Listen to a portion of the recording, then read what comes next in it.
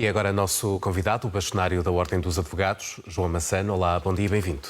Bom dia. dia. O que é que significaria na prática para a Justiça esta mudança?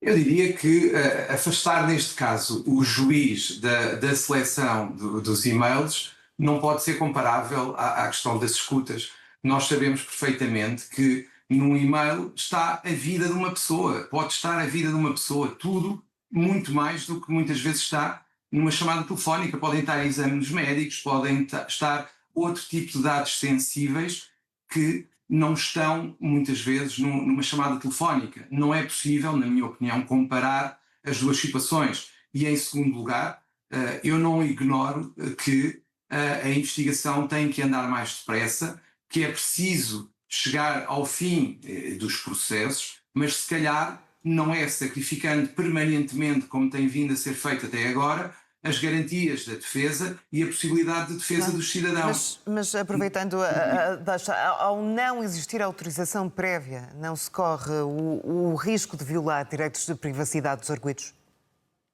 Claro que sim, claro que sim. Eu entendo, enquanto bastonário, que a questão de haver a autorização de um juiz previamente a qualquer destas situações, que agora se pretende que seja feita a seleção diretamente pelo Ministério Público, é uma violação clara das garantias da defesa e vai comprometer a privacidade das pessoas mais do que aquela que ela já está comprometida neste momento. A posição do juiz não é um obstáculo, é uma garantia de defesa das pessoas contra algumas situações que muitas vezes, no calor da investigação, não estão ou podem não estar salvaguardadas como deve ser, e é para isso que existe o juiz. O juiz não é um empecilho como pode, por vezes, ser considerado.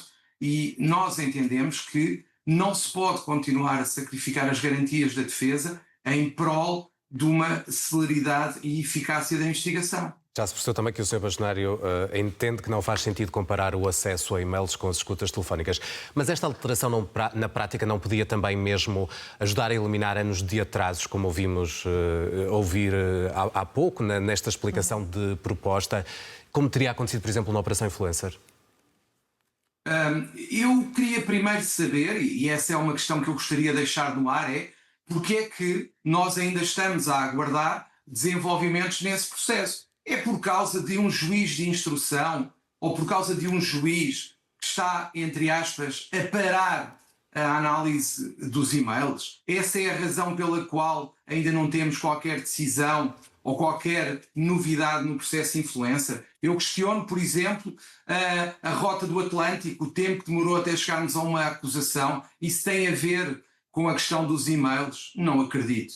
E essa é que é, parece-me, a grande questão. É que nós temos que ir ver o que é que tem falhado nos processos. Por exemplo, se devemos ou não continuar a ter mega processos que, como muitos juízes me têm dito, são ingeríveis, e a dificuldade de gerir esses processos tem vindo a ser manifesta em todo o lado, e acho que, em vez de andarmos aqui a tentar ver como é que poderemos acelerar e cortar garantias, se calhar temos que ir ver no fundo, a situação no seu todo. O que nos tem preocupado ultimamente tem sido o Marquês, o processo da Madeira, o processo Influencer, e eu gostava de saber porque é que ainda não há novidades em alguns desses processos e o que é que levou, por exemplo, a estarmos neste momento numa corrida contra o tempo no processo Marquês. Não será porque um mega processo não é possível de gerir? João Massano, deixe-me perguntar-lhe, então as sugestões do Ministério Público significam de alguma forma uma menorização do trabalho do juiz de instrução?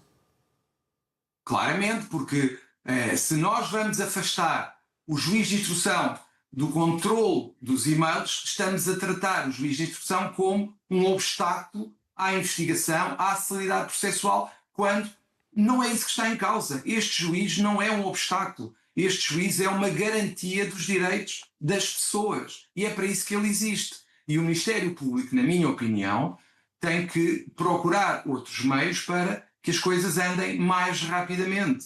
Não é afastando o juiz desta defesa dos direitos das pessoas. Mas como é que isso se pode então resolver, João Massano, se acha que esta proposta do Ministério Público não tem pernas para andar ou não tem cabimento?